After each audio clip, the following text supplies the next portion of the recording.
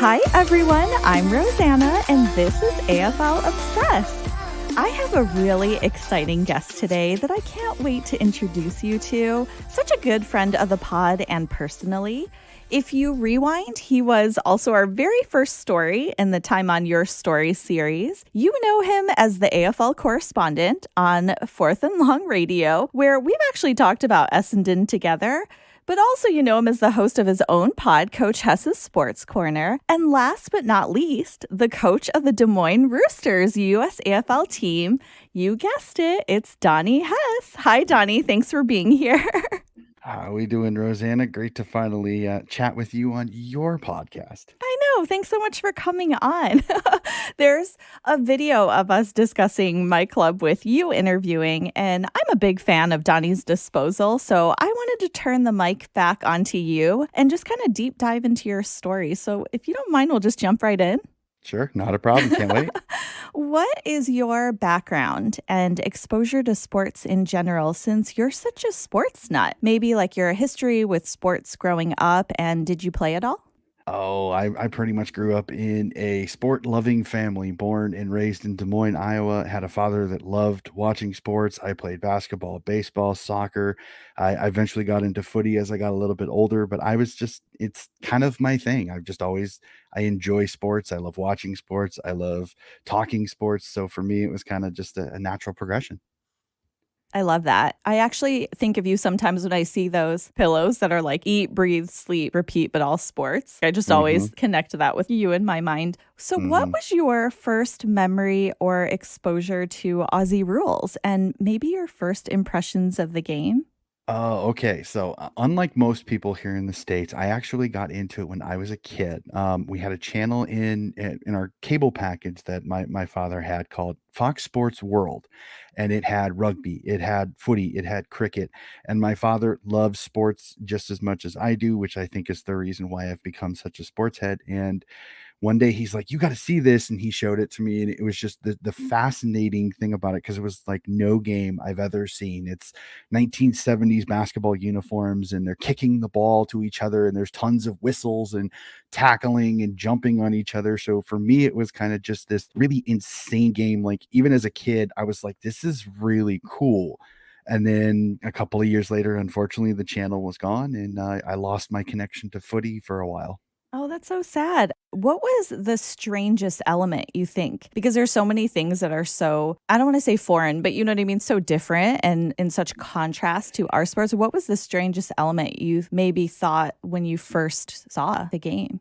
It has to be the handball because it's just so different, it's so unique. It's not something that you see in any of our other sports. I mean, everything else is throwing it or passing it or handing it to somebody like in football. So the handball was probably the one thing that just threw my mind. It took me forever to kind of figure out what they were doing, is that they were actually punching the ball to another teammate. That makes so much sense because sometimes you can't see the other hand or the closed fist. You know what I mean? So it's like, Mhm. did you just scoop that? So do you remember when you started watching it again and maybe kind of when you picked back up after losing the channel? Okay, that would be 2009 when Paul Frad, who is the Australian who helped start the Des Moines Roosters here in Des Moines, got me into it. And that's, I think it was the grand final of 2009 was the first live pro game that I got to watch after kind of having that kind of sabbatical, shall we say, between watching footy when I was younger and then when I actually made it into college in 2009. But I got right back into it. You fall in love with the game. You love the athleticism and the fact that I was playing it at the time before I watched my first game. It was like this, you could see all the skills and what you were learning, and you're like, oh, that's how you kind of do it. So it was really this kind of light bulb aha moment for me. Oh my gosh, I love it. Well, I feel like you're probably like me, where you've actively tried to convert people to the game. So, how do you describe the game to newbies or anyone that might be interested in watching? Do you have like an elevator pitch? I ask people, have they ever heard of Australian rules football? And then you get the prototypical answer. Everybody goes, "Well, that's rugby, right?" And I go, "Did I say rugby?" Just, and I don't mean it condescendingly, but it is kind of like, I didn't say rugby. It's not rugby. My favorite description, and I love this, I've had a few people laugh, as I say, is rugby and soccer had a mutant child. Is the easiest way for me to describe this game, because it is so different that, and most of the time it gets people's attention. They're like, "What?" I like that. I know I always say, I mean, you know this very well, just Quidditch with a little bit of physics. It's just so hard to encapsulate what it is in such a quick way to get someone to notice it or kind of want more. I feel like you just have to show them, you know? Yeah, it definitely is one of those. I tend to prefer to show them the video because it's so hard to describe. You can't really catch its magnitude, or everything that kind of it encompasses without going, this is a little bit of it. But even sometimes the videos don't always give it justice. I absolutely feel that way too. So you kind of touched on it, but how did you find the US AFL? And then how did you kind of transition into the coaching space? Okay, so I found the USAFL, like I said. Paul Frad, who is the Aussie, found me at a job, and he was like, "Hey, we've got an Australian rules football team in town." I'm not gonna try the Australian accent. I can do it. It's hard to do sometimes on demand. And I was like, "Yeah, I'd love to." And I joined that July after the club had started, I think in May. And then when it comes to coaching, it was kind of more of a luck thing. Our kind of player coach, who had been playing years before, wanted a retirement year. He didn't want to coach, he just wanted to play. So he reached out to me and he's like, "Hey, how would you like to be the coach of the Roosters? We know you've always expressed interest in coaching. What do you think?" And I thought about it for half a second, went, I would love to. I think it'd be great. So the club reached out to me with the president and vice president at the time, kind of had a little interview, and they liked what they heard. I think I brought a little bit of a different feel to them, and they brought me on in 2019, and I am technically, because of COVID, unfortunately, I'm into my second year as the head coach of the Des Moines Roosters. Nice. And so now your life is just completely consumed with footy, I feel. I mean, I did want to talk about 2020 for a second. How was that as coach? I know navigating through a season where the team can't play or maybe even practice necessarily. What were kind of the biggest challenges that you had to go through as a coach? Well, I think for me, it was more of the off the field issues that I had, just due to, my wife is high risk. So when all of this kind of came down, I made the decision to play it safe. And I told them, if they were training in person, that I would not be attending, just because, for safety reasons and for health reasons. I did have the ability to meet up with them via Zoom. Like, I think a lot of people figured out what Zoom was. And I did a couple of online trainings where I was just kind of running through stuff that, I mean, it's little stuff like kicking to an advantage, or how to read plays, different things like that, that I could do virtually to where I could still have impact on them, but I wasn't in person to where I was risking anybody's health or my own. And I think it kind of worked out, but it was very, very difficult to not have the whistle in my hand and to be able to personally instruct people. It was kind of, you felt a little bit debilitated because I didn't have that way to coach them, besides a video and a few notes here and there. So it was really kind of a difficult 2020 for me. Wow. I think so many things happened with the sports shutdowns. I'm glad you were able to still kind of continue in whatever capacity that you were able to coach. At one point, too, I think I was just watching whatever I could. I mean, I don't know if this happened to you, but I was watching marble racing along with everyone else. And then I was just wondering, like, how did I get here and what is happening to my life? But you are one of the few people, I think, who understands my pain during the AFL season, along with quite a few Americans and maybe Aussies here in the US, just about waking in the middle of the night. I know Australians are doing the same, waking up to watch US sports.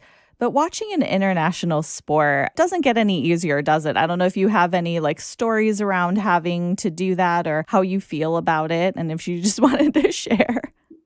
Oh, yes, I definitely do. I am a diehard. I am so much like you. I am up when the game I am up 10 minutes before first bounce at the latest when it comes to it. In fact, I'll give you a great story that's actually connected to the Roosters as well. Is I had a crazy 24 hours of footy last Saturday where We had 2 games in Kansas City that we needed to drive down to Des Moines for. We had several footy games, including the Hawthorn-Melbourne game. Well, I got so nervous because I was so excited to coach that I literally stayed up and watched every single game from Friday night into Saturday morning. Oh. Woke up. Well, and here's the crazy thing. So I'm driving over to get ready for our car ride down to Kansas City as the Hawthorn-Melbourne game goes to a draw, which was fascinating conversation between us because we're footy heads too. I rode with Brad, my co-host, on Coach Hess's Sports Corner. We get down to Kansas City, so when we're talking footy the entire time. In fact, I've got a fun little. I had a fun little game with them. I said, I want you to make your best 22 out of one player from each of the teams in the AFL, and it was fascinating to hear kind of their thoughts on that. Get down there, we play 2 games, including a thunderstorm stoppage. Come home, have dinner, go to sleep, wake up at 3 a.m. for the Sydney GWS game. So it was 24 hours of absolute footy insanity for me. So I am insane. I can't tell you how many of my Twitter followers and people like that are Swans fans that I tweet, it's 2 a.m. I'm up watching footy. What do you guys think? And they're like, man, you are die hard. So it's you get compassion and you get some awe-inspired kind of retweets on that for sure. That is so impressive. I don't know how you just kind of remain intact. I'm like you. If it's my team playing, I'm watching it live. It doesn't matter. I'm not going to wait to watch it later under any circumstances. And I don't want any spoilers or anything. But I'm starting to feel, though, sometimes when I do a whole weekend of watch that I'm almost kind of zombied out that day following. It's almost like we need like a recovery period from like our addiction or something. Do you feel the same way or are you just fine? That the Monday is always that Monday was interesting just because you are a little tired, and for me, the good thing was it was Sunday, but I actually still had to be at work, so that it was quite a fun day trying to go to work for 4 hours that day, but I don't know, for me, I'm a morning person, so the early morning wake ups aren't too bad, like, I'm not, like, seriously disturbed, it's just as I joke with most of them, I said, I'm a little sleep deprived during the summer sometimes, I make up for it in the winter when I can sleep in. I actually loved what you said too about just the road tripping element and then just talking about footy because that was something that Andrew and I did the entire time we were away when we were driving from state to state and city to city. We were just asking rhetorical footy questions or just really fun games because it's just exciting to talk about and it keeps you awake. Yeah, I completely agree. Like for me, it was kind of fun to see them because I don't think they have the total player numbers like in my head. Like because I do my correspondence for Fourth and Long and I do part of the podcast. Like I've gotten to the point I know probably 75% of most of the rosters on the teams. So for me, it was going in and not just picking superstars. It was picking kind of mid-range players that fit really well with what I wanted to do and just to see their thought they were like, whoa, didn't think about that. So it's always kind of fun just the different and then to just look at different things that you could go like what would happen if Buddy played in the 70s or what would happen if Dermot or Plugger was playing in the 2000s, how would it change? And they're fun debate questions that if you get a good person that's watched a lot of footy, you can have some interesting conversation. I would love to discuss that with you more. I think we're going to have you back so we can do some of those. Speaking of footy, though, how do you feel about the Swans this season? There's so many ways that the season could have gone. I think you ended on 16th last season at the end of home and away. So Mhm. there's been so many surprises. Are you satisfied? Sometimes there's sleeper agents where you kind of got to rest a little and then they appear.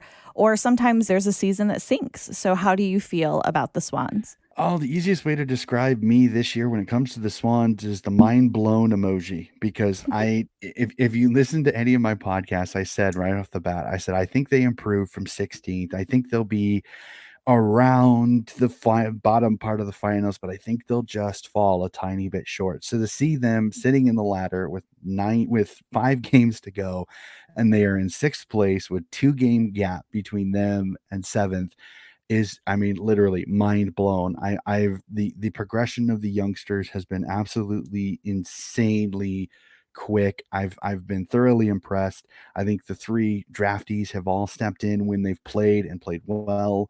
I think Buddy has looks like he is back to his normal ever goal kicking self. Tommy Papley has just become as dangerous, seeing Parker and Kennedy playing well. So this season has just literally been the mind blow emoji for me. I love it. I think we're kind of having parallel seasons for our teams because we've had similar drafts, and you do have a lot of young kids on your roster. Who are you the most excited by right now with the young Oh, kids? it's like choosing your favorite kid. I know. It's so hard to do. Like if I had to brace it now, just because I think he's been on the field a lot more, and it's nothing against either Campbell or McDonald, but I have to go Errol Goulden. The young man has just come in. He's been a little spitfire. He's really accurate with his kicks. He's tough as nails. He's come in. He's worked his tail off, and he's learned. He's taken some of his mistakes that he made there for a little bit. He played a few games in the VFL a little bit. He's come back from his injury and he's looked really, really good. So I would have to say of the new draftees, Errol Goulden. But for me, I would say Justin McInerney has just been a revelation on the wing and in halfback. He's impressed people. He's just recently got one of the latest rising stars for his performance, and he's just been one of those guys that you're just like, how are you this good and just now hitting my radar? I feel that way about so many players on your team, my team, and a lot of teams in the comp too. I mean, we are almost to the final series, right? You guys have consistently been in the eight, though. And, both of our teams are sitting in the eight for now. I'm just going to throw my team in there, too. I'm not holding it against you that you thought at the beginning Essendon would be battling North for the wooden spoon, but I did have to mention it. What do you think, though? I'm curious about why you think Sydney has been so successful this year. I mean, what do you attribute it to?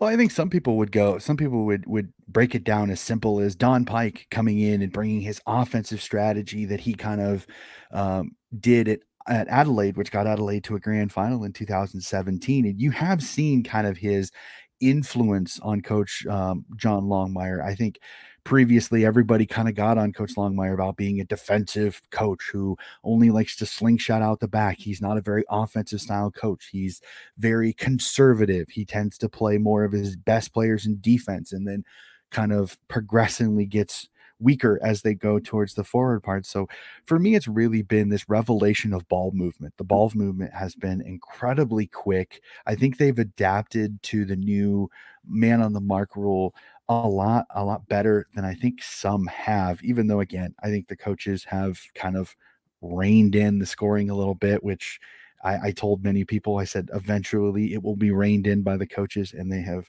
proven me right. Not that I'm trying to be Nostradamus on that, but I think for me, it's just been the players that have come in have stepped up in just the right positions, and I think have exceeded what I expected out of them, which I think is nothing but a good thing. And to see them get more experience and stronger, I mean, even if we make the finals and lose in the first weekend, I'm not going to be disappointed because, as I said at the start of the year, I didn't see them making the finals. So for me, this is exceeding of the goal that I had at the start of the year.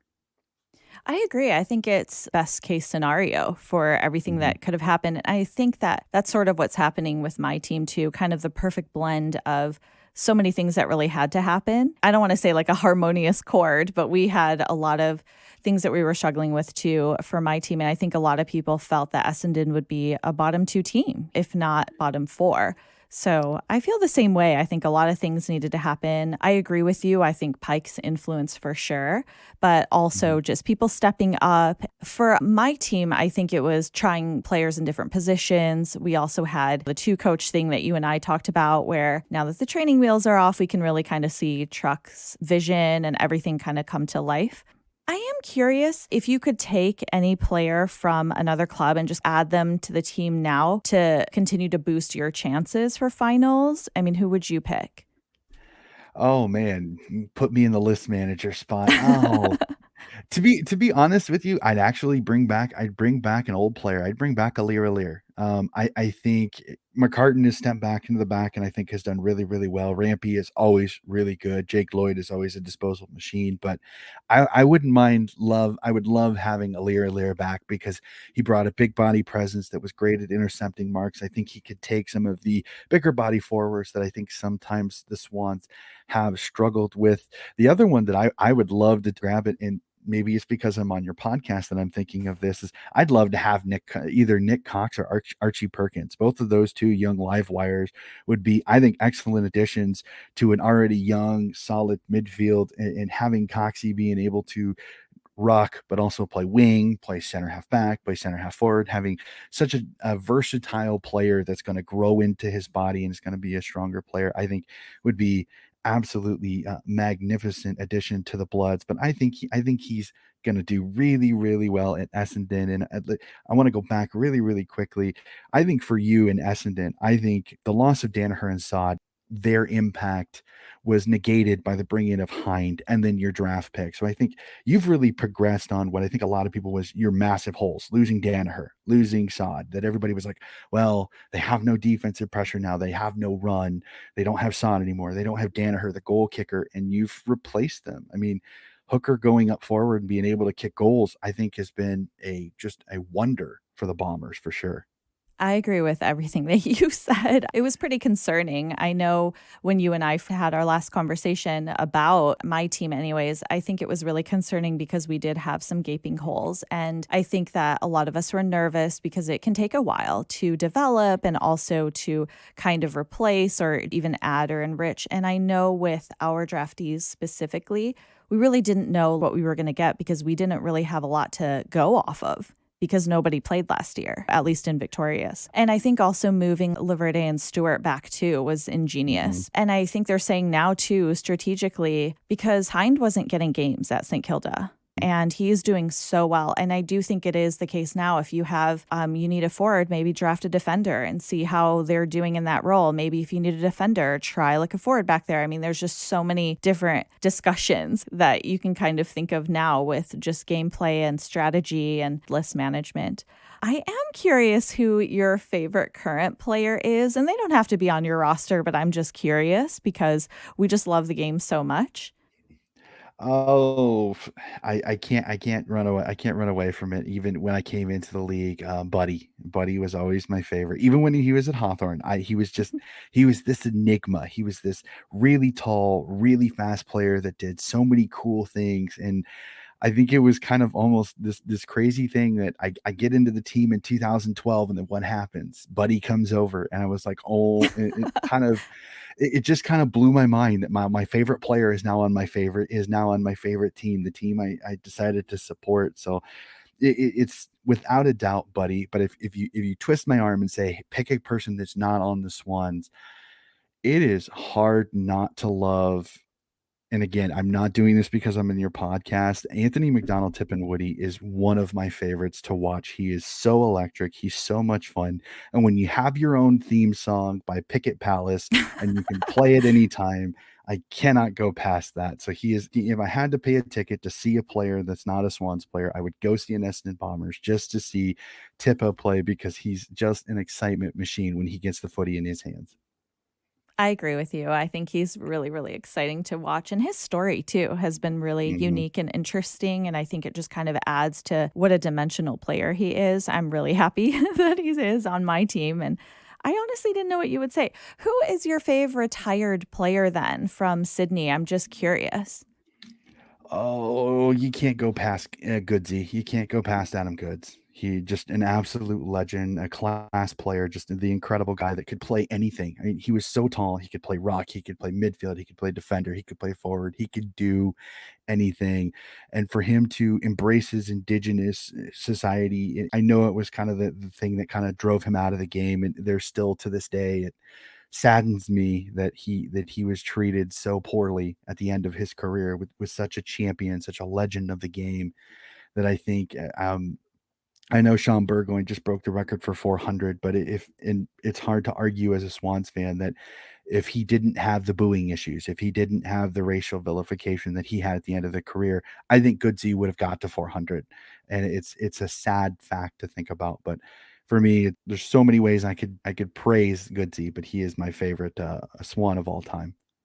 You're right. It's really hard to kind of look past him. And I think he's such an exciting player, or he was so exciting to watch. And it's just heartbreaking when something other than the game itself, you're playing, part of it drives you out of the game. So it was really heartbreaking when he did leave. And I have no doubt that he could have played for years and years and years had he wanted to continue. I think it's a tie between him and like Heath Grundy for me, but absolutely Adam Goods. There's no topping that. But yeah, I was just wondering. I have just a few more questions, and I love that you'll entertain hypotheticals. But would you rather be the best player on a really bad team, or would you rather be the worst player on a really great team? Oh man, this tells what you're more important for. Would you rather be the greatest or would you rather be a winner? I'm I'm one of those. I'd rather be the worst player on a winning team because I know I can always improve. I know I can always work on something. I can do something at practice to help out my teammates. If you're the best player on the worst team, it's you're trying to pull everybody up, and usually that's so difficult because all the pressure is usually on you. So I don't know. Maybe it's the fact that I don't mind winning a few games, and I'm a workhorse type of person. So I'm always one of those. I'd rather be the worst on a winning team. That's funny. That was a very coach-like answer. I think we're the opposite. I would rather be the best player on a bad team. I think not because I want to be a great player, but there's no guarantee you have to stay there, but there is a guarantee you'll be selected. I feel like if I were the worst player on a great team, I don't know if I'd see game time, you know? And so that would probably be my worry. But yeah, I was just really interested in kind of how you would view that. What is your favorite moment of the season so far? It's been such an interesting Oh, season, just as unique as last year, you could probably describe. But what's your favorite moment? oh, there's 2 or 3. It's hard it's It's really, really hard, hard right? to break it down to just one, but I honestly, it actually thinking about it, it is hard to go past this last weekend. The all of the drama with with the COVID, Callum Mills and Harry Cunningham being pulled late, but then to see the footage of the boys just they're pulling in Dylan Stevens, they're pulling in Roll Bottom, they're super excited, they're happy that the young boys get to play, and then yes, the start of the game was kind of a little ugly there for a bit, and I honestly admitted it got to be very difficult. But then to see the fight back, to see the fight into them, to get it down to 16 by the halftime, and then to see them roll it in the second half. Buddy kicks four, Papley kicks four, including the crazy goal where I've said it and I'll continue saying it. I don't think that soccer goal, I don't think he thought he was going to score. I think he was like, okay, this is pretty cool. That I was kicked the exceptional. goal. Yes, his celebration was absolutely fantastic. I cannot say that. And then to see Coach Horst Longmire's reaction after the game, like a proud father, he's hugging all the players, he's giving them fives, and they even caught him wiping away a tear, I loved that part. whether it was actually a tear or not, I have no idea. But I saw all of the great comments about it, and I agree with it. He's like a proud father. He's so happy with the performance of this relatively young group. Yes, he's got some old heads in Kennedy and Parker and Lloyd and Buddy. He's got older players, but he's got a lot of younger players that he's having to kind of to instruct and to mold. He's really become a coach that I've absolutely loved how he's progressed as well as being the manager of the team and picking players and so on that. So it is hard not to say that this win over GWS was such a momentum winner. I think it really galvanized the group, and I'm super excited to see how the next 5 weeks and then hopefully a run in the finals as well. Yeah, the Derby was really great. I think when I see moments of the celebration and with your coach afterwards, it was so endearing. He is like a proud father. It just makes me really crave and wish for like a making their mark season 2 for some of the clubs that weren't featured, because I would really love to see what they're going through and kind of what's happening behind closed doors. And same for my club too, just to see the transformation, maybe transgressions that have taken them to where they're at now. I'm really genuinely interested in seeing that development and whatnot. Do you think that the grand final should be a night game? I'm curious about, because you've been following the sport for so long, you know what the traditions are. And then we got the very different final game last season. What are your thoughts on that? Oh, this is an interesting discussion because it really has split a lot of people down the middle. I am if I'll answer it two ways. I'll answer it. First way is selfish way. Selfish way is an American. I love it where it was at the original because it's at a decent time to where the game ends at a not too bad a time, especially for me here in the central and for you out east and even the Pacific coast. But I know in the long run, there are a lot of people at the top in the top part of the AFL that want it to be a night game because they think they can get better ratings, they can get more sponsorships, they can be a lot like the Super Bowl. Um, Honestly, I would rather it stay where it was. I think it's tradition. I think that's one thing with this sport being over 100 years old. There's so much tradition in it. I love the team songs, all that type of stuff. I like it when it was. I think the kind of middle day sunshine, I think is absolutely kind of this picturesque feel when you see the G from a helicopter and the sun shining down on it and they're getting ready for the game. It's such an awe-inspiring view that for me, I'd like it to stay as a daytime game. My gut just tells me this thing's going to be a nighttime. It may be 3 or 4 years before it happens, but I think eventually it will be moved to a nighttime grand final. It is a really divisive point, and we're the same, actually. I really wanted to stay the way it is. I will accept exceptions because of accommodations and whatnot, but I love the twilight aspect of the game. I don't want that to change. I think it's very unique and very singular to that particular sport. So I love that about it. That afternoon and the transition from day to evening. I don't know. I don't see that anywhere else. I want it to be like that. I hope it stays for as long as it can, and I hope it doesn't change. But I mean, hopefully, they'll hang on to that part of it. The game has changed so much, even over the time I'm sure that you've been watching from the beginning. Yeah, I really hope that that aspect of it will not change. Some things I want to stay the same, some things I want kind of updated. And I I guess, completely agree. Hey, Roseanne, of just course, before we go, I want to fire one back at you. Okay, I know that there's sure. tons of talk. I know there's tons of talk with, unfortunately, with the lockdowns and everything like that. Would you be adverse if there could be no crowds or less than 50,000 at the MCG to play the final in Perth this year? Wow. I am very much wherever it needs to happen, it should. I think that Optus is a really great stadium. I don't see any reason why they couldn't host that. I just want it to go down. So I'm kind of the person that's the show must go on wherever it needs to happen, it will happen.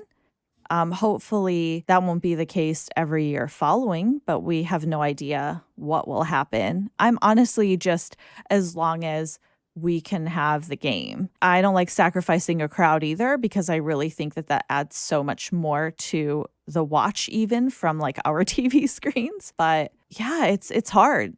Selfishly, I just want it to happen. So I'll literally take it in any way, shape, or form. And I know that sounds really crazy, but hopefully we'll have a crowd at it. I honestly just want it to happen. So I don't mind where it has to be played. I mean, hopefully not like on the Gold Coast, but wherever.